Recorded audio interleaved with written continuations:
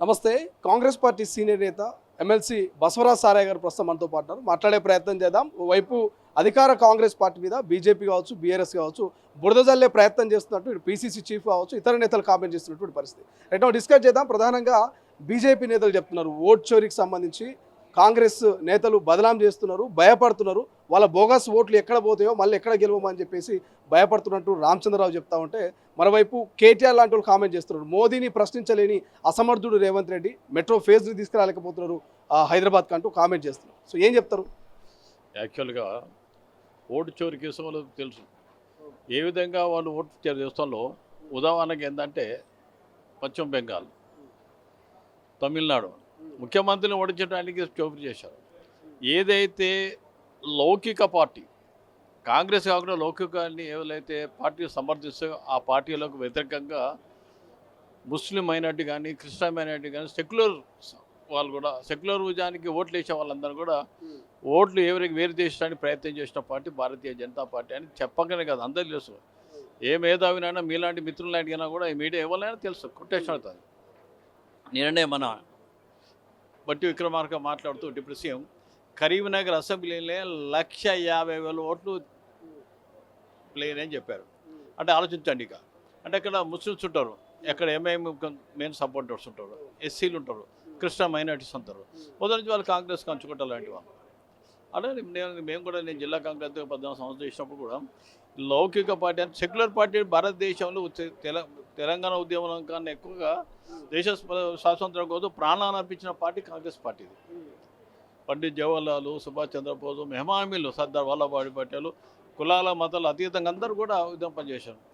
వాళ్ళ నెహ్రూ, ఇందిరాగాంధీ కుటుంబం, నెహ్రూ గారి కుటుంబం అనుకో, వాళ్ళ నాన్నగారు, తాతగారు అందరూ కూడా సాక్రిఫై చేసిన కుటుంబాలు అవన్నీ.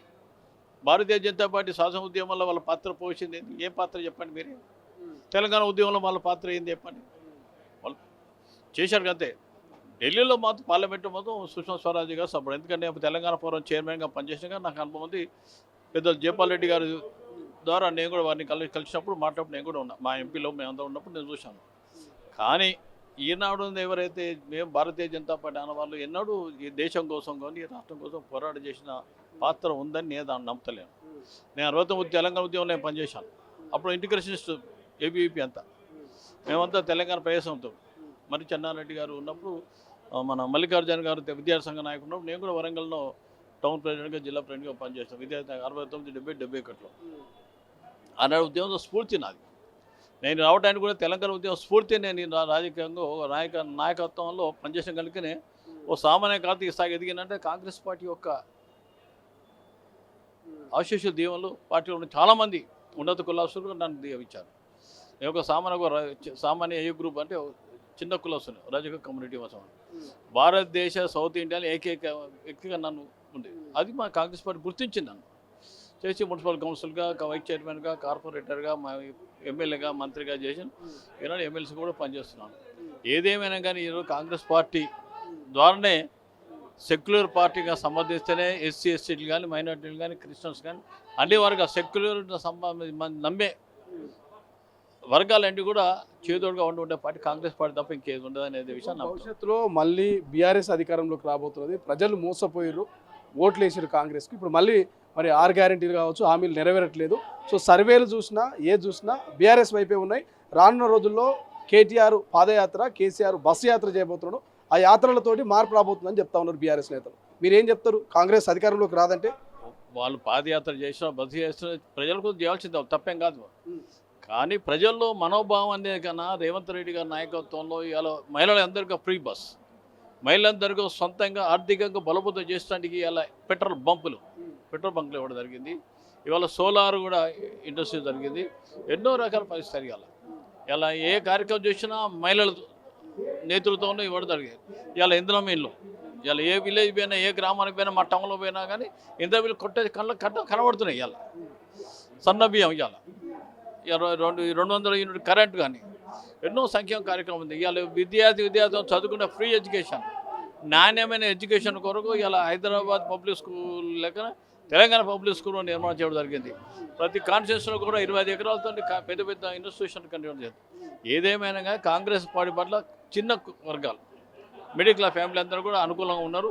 ఏది అది మొదటి నుంచి కంచుకోట కాంగ్రెస్ పార్టీకి ఏమన్నా ఆ ఓటర్ కంచుకోటాలంటే వారు తప్పనిసరి కాంగ్రెస్ పార్టీకి తిరుగులేని విజయం సాధిస్తే నా విశ్వాసం నమ్మకం. ఎందుకంటే నా 51 సంవత్సరాల రాజకీయ జీవితం బి హనుమంతరావు గారు 71 నుంచి మాకు సంబంధం. ఆయన హనుమంతరావు గారినే గుర్తొచ్చింది. వాళ్ళ 77 ఏళ్ళ ఆయన పుట్టినరోజు వేడుకలు జరుపుకుంటా ఉన్నారు. ఇంకా కూడా యాక్టివ్ కనబడుతున్నారు హనుమంతరావు గారు. ఇంతమంది అంత జోస్లో యూత్ లెక్క కనబడుతున్నాడు. ఏంది ఆయనకున్న మీకు రిలేషన్ ఎట్లుంటుంది, ఎట్లుండేటోళ్ళు? 1971లో ఆయన కొమ్మినేని శేషకరావు స్టేట్ యూత్ కాన్ఫరెన్స్లో ఈయన జనరల్ సెక్రటరీ ఉండే. 71 తెలంగాణ ప్రదేశం కాంగ్రెస్ పార్టీ విలీన తర్వాత అప్పుడు నేను కాంగ్రెస్ విలీన తర్వాత నేను కూడా వరంగల్ జిల్లా విజయనగరం కాంగ్రెస్ ప్రధాన కార్యదర్శిగా పనిచేశాను.